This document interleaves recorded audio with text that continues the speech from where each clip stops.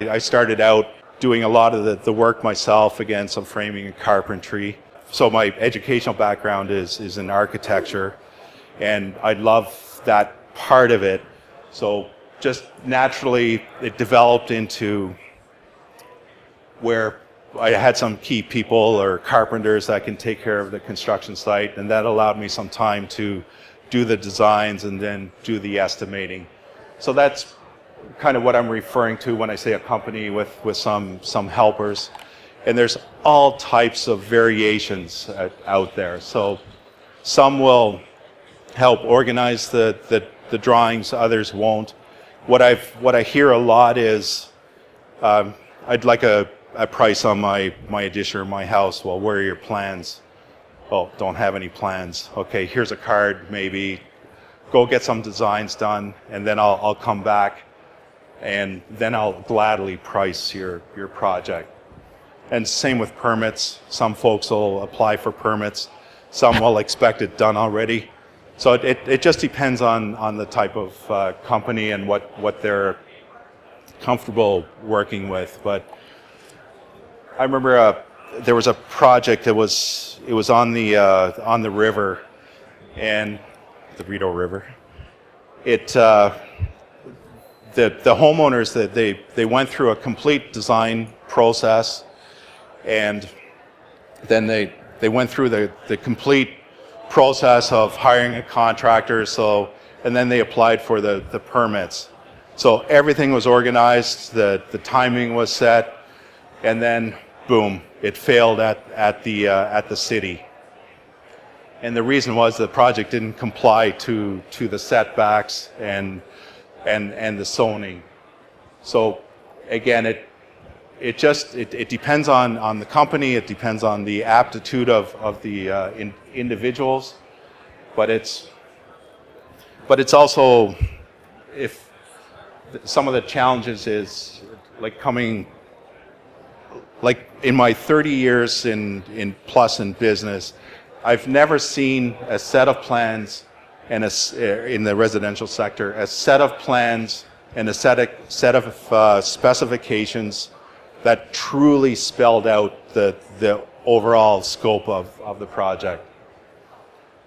And then years ago, what we would often do, and then many builders do this as well, is just, okay, you need a kitchen. Okay, Mr. and Mrs. Homeowner, here's some kitchen suppliers. Can you come back to us with some kitchen designs? And then great. But then how do we know these products are working together? So how do we know that the kitchen matches the flooring?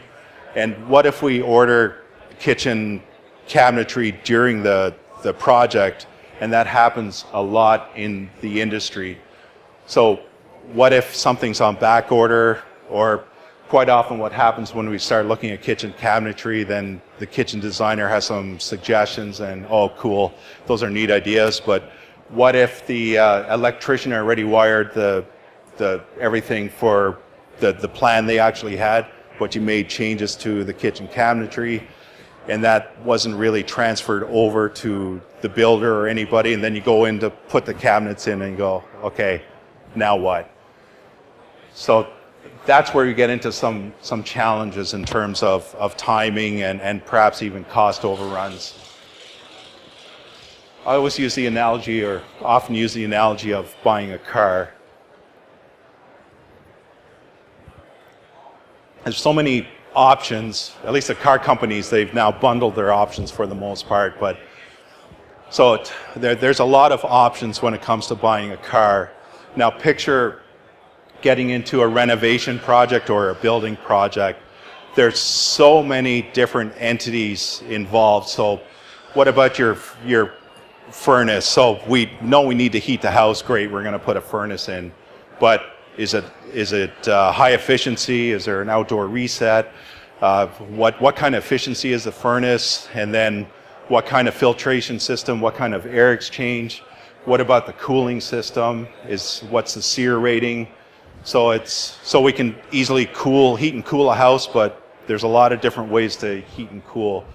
So using a kitchen as an example, so great. We're looking at kitchen cabinetry, but then using the kitchen handles or knobs as an example, we can get knobs for $2 a knob or a handle, or we can easily spend $50 for a handle, and I've seen handles well over $100.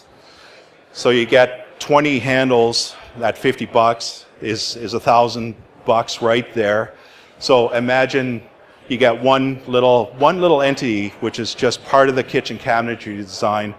So you've got $1,000 that you've chosen, and then what if there's another 10, 20, 30 $1,000 entities? So now we're getting into $20,000, $30,000.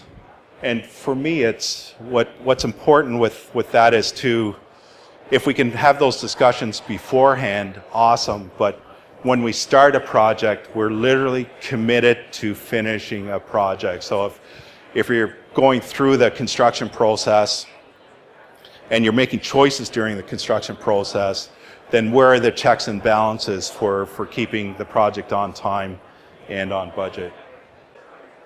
Also, just to point out, do you actually have time to take phone calls or even emails? So if you're a busy professional, does it really make sense for you guys to take on a complex project?